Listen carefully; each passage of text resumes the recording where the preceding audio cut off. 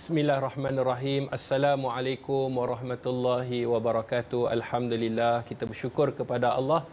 Semoga Allah berikan kerahmatan, Allah berikan kasih sayang, Allah berikan kepada kita hidayah dan kekalkan kita sentiasa dalam hidayahnya dan mati dalam keadaan diredai oleh Allah Subhanahu Wa Taala. Bersama dengan saya, Ustaz Dr. HD dalam Tangisan Mu'alaf.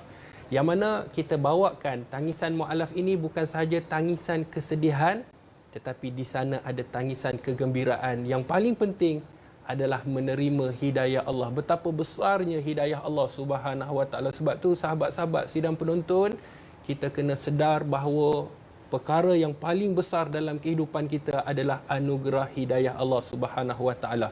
Sebab tu kita bawakan tangisan mu'alaf, dan insya-Allah pada hari ini kita akan kongsikan satu kisah sahabat yang sangat menarik, cerita tentang Khabbab bin Al-Arat. Bagaimana kisahnya, insya-Allah kita akan kongsikan. Dan sebelum daripada itu, kita akan perkenalkan nanti tetamu kita. Tapi sebelum kita memperkenalkan, kita tengok sedikit sedutan daripada video teaser kisah tetamu, insya-Allah. Assalamualaikum. Waalaikumsalam. Kenapa tu?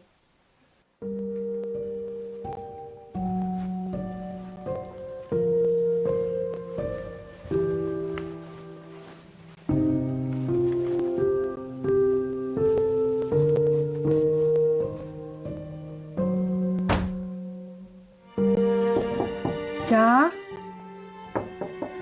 Ja? Tak apa, Ja. Mami tahu tulisan Jawi tu susah untuk Ja kan? Tak apa, nanti kita fikir cara-cara dia, Boleh?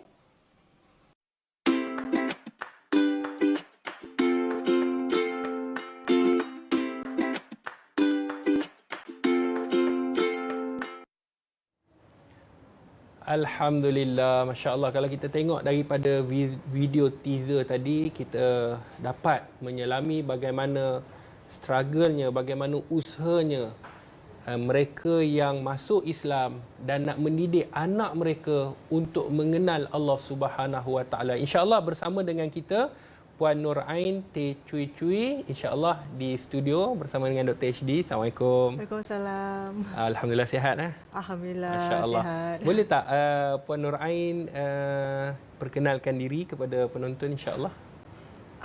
Assalamualaikum. Nama saya Nur Ai dan nama Cina saya Teh Cui Cui. Jadi saya masuk Islam sejak tahun 2000 sampai sekarang. Maknanya dah selama 22 tahun lah. Dan sekarang saya ada anak 3 orang dan yang paling besar dah 21. Oh, Masya Allah, 21 tahun. Maknanya tadi dalam teaser memang itulah Anak saya, itu anak bongsu saya, umur dia 13 tahun ni. Baik, Puan Nur Ain, bila kita sebut tentang cabaran, setiap orang ada cabarannya. Setiap mereka yang ingin kembali ke agama fitrah ada perkara-perkara yang mereka akan tempuhi. Boleh tak kongsikan bersama dengan penonton? InsyaAllah kita nak tahu bagaimana mulanya terdetik memeluk agama Islam. Kita faham kadang-kadang orang Islam di luar sana mereka lahir dalam keadaan Islam. Penghargaan ataupun anugerah hidayah Allah tu kadang-kadang kita tak rasa sangat. Tetapi dengan adanya kisah inspirasi daripada mu'alaf, bagaimana mereka usaha untuk mencari, jadi persoalannya macam mana kita ataupun macam mana Puan sendiri boleh terdetik untuk masuk Islam? Saya kenal suami saya sejak saya umur 16. Dan masa tu belajarlah agama Islam sikit demi sikit. And then masa saya umur 21 dan umur dia 26. Jadi dia ada tanya untuk mak dia lah, tanya nak kahwin ke apa. And then dia ada cakap kalau you nak kahwin, you fikir betul-betul ke belum? Sebab kalau kita kahwin, you kena masuk Islam. Tapi dah selama 5 tahun saya kenal dia dan saya kenal agama Islam sikit demi sikit, saya rasa hati saya terbuka. Saya rasa saya boleh terima agama Islam ni sebab dia banyak ajar kita yang baik-baik macam bersopan Allah santun. Akbar. Betul. And then macam I rasa sejuk masa dengar azan semua tu kan, rasa macam selesa. Jadi I cakap dengan dia, ya saya terima dan hati saya terbuka untuk memeluk agama Islam. Puan Nur Ain, maknanya suami, kalau kita faham daripada kisah Puan Nur Ain, suami itu memang beragama Islam Ya, dan berbangsa Melayu. Melayu.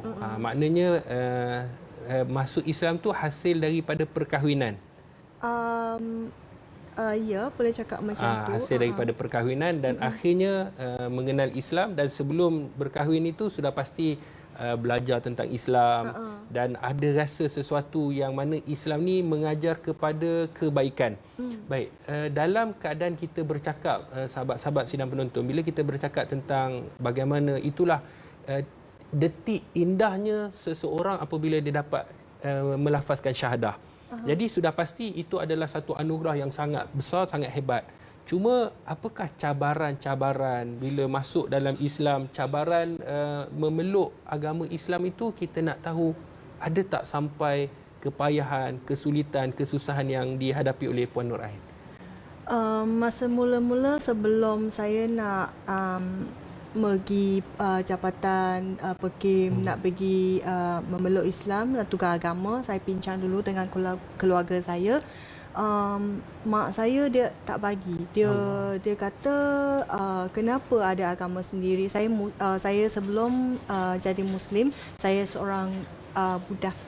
Ya, mak saya, family saya semua Buddha.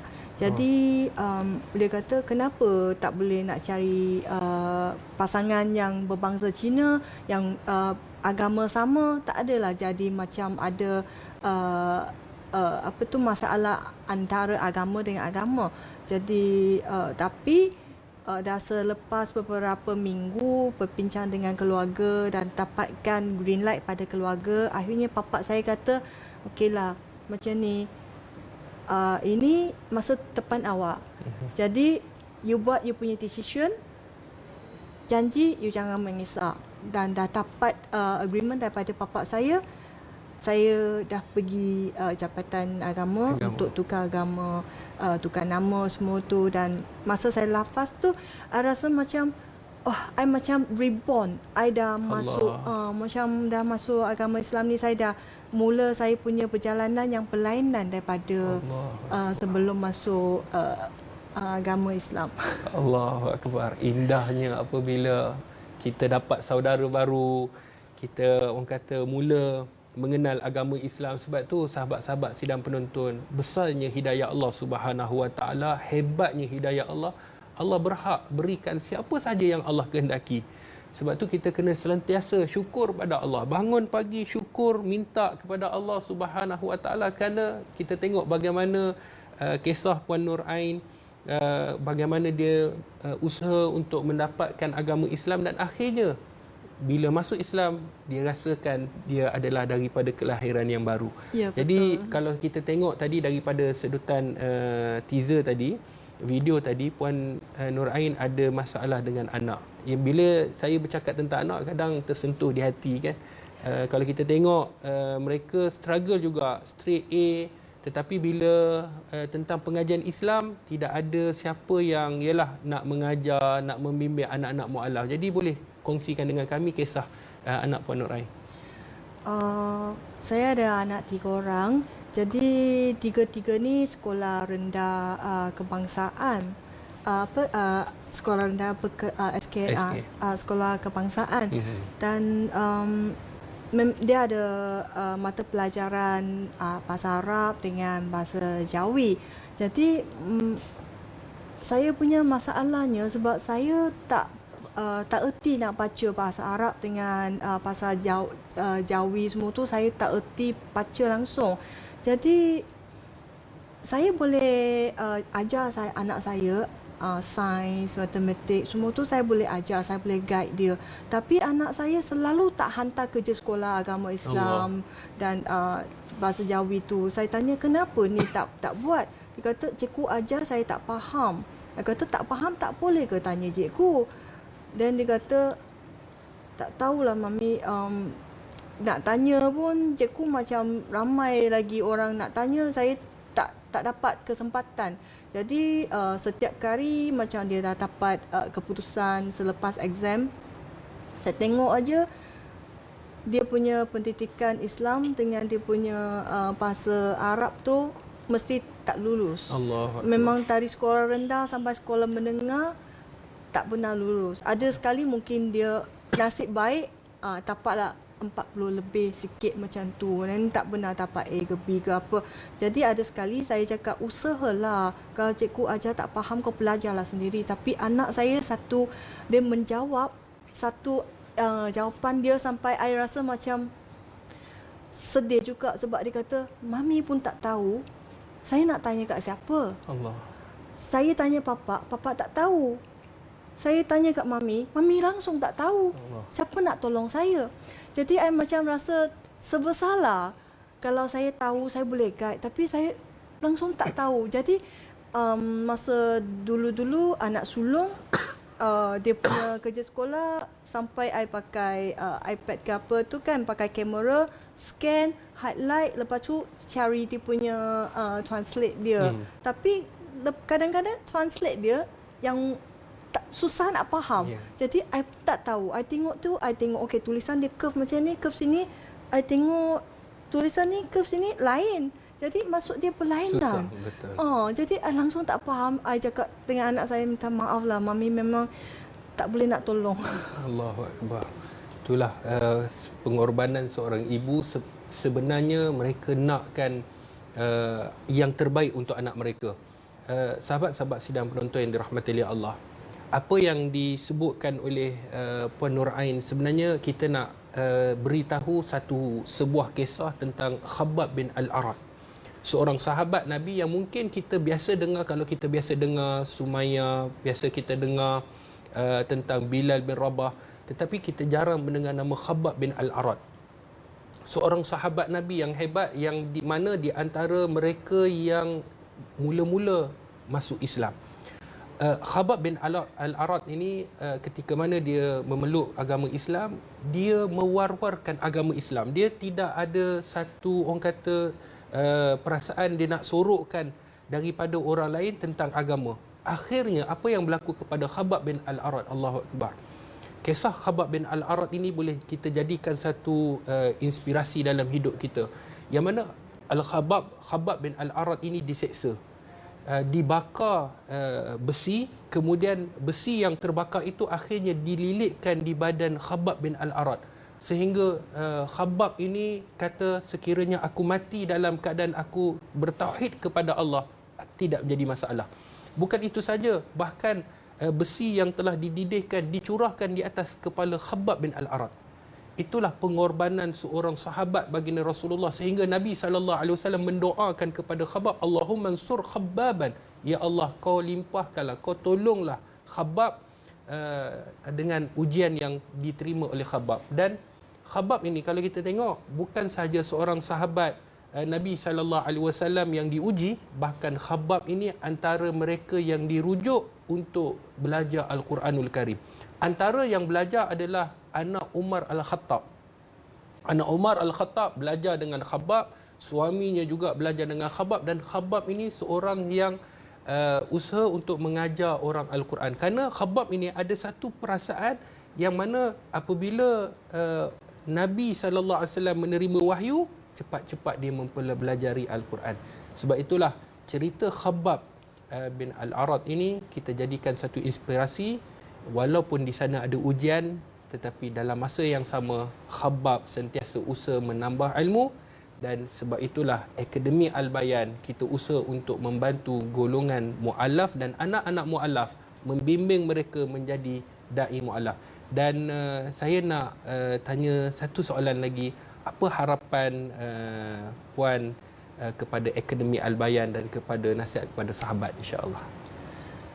Saya harap bolehlah ada satu tempat untuk macam ajar baca bahasa Arab ke bahasa Jawi ke, supaya senang. Saya nak didik anak saya, mungkin kalau boleh belajar sama-sama dengan anak. Jadi macam saya tak faham, saya tanya dia tak faham, dia tanya saya macam tu. Jadi tak sama-sama belajar. Macam saya ingat sebenarnya masa saya selepas memeluk Islam, saya mula belajar sembahyang. Tapi saya belajar sembahyang, saya belajar dalam tulisan ABC. Saya punya rakan kerja ada seorang kakak, and dia ajar saya satu ayat demi satu ayat. Macam Al-Fatihah semua. Dah satu ayat dah okey. Dia tanya dah hafal belum? Okey, hafal. Lepas tu dia tulis lagi ayat yang kedua. Sampai saya dah habis, dah tahu baca semua doa-doa untuk solat, baru dia bagi saya solat sendiri.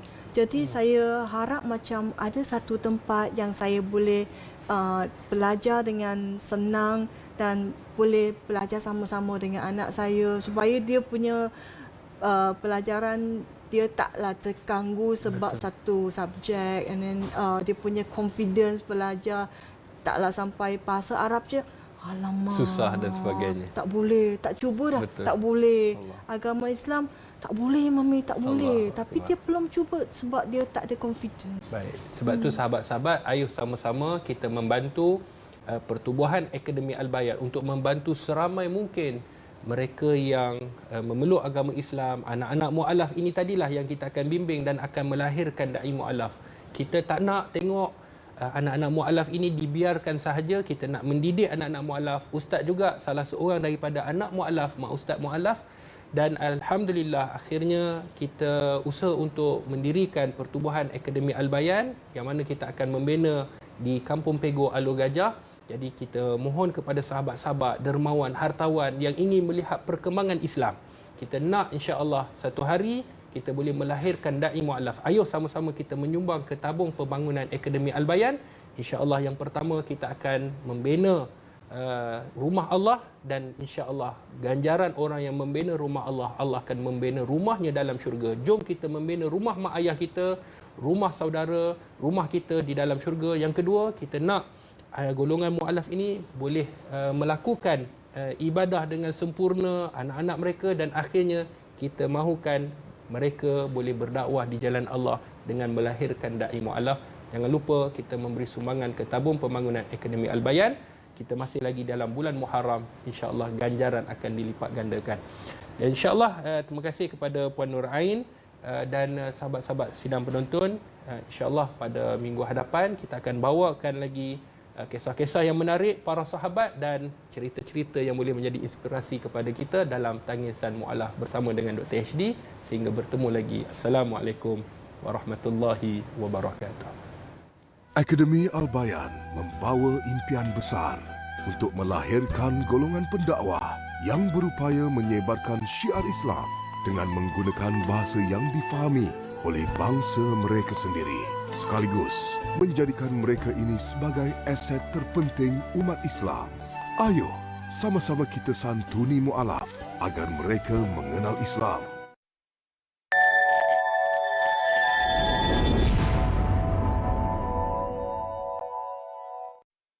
Bukan bangsa yang diharapkan,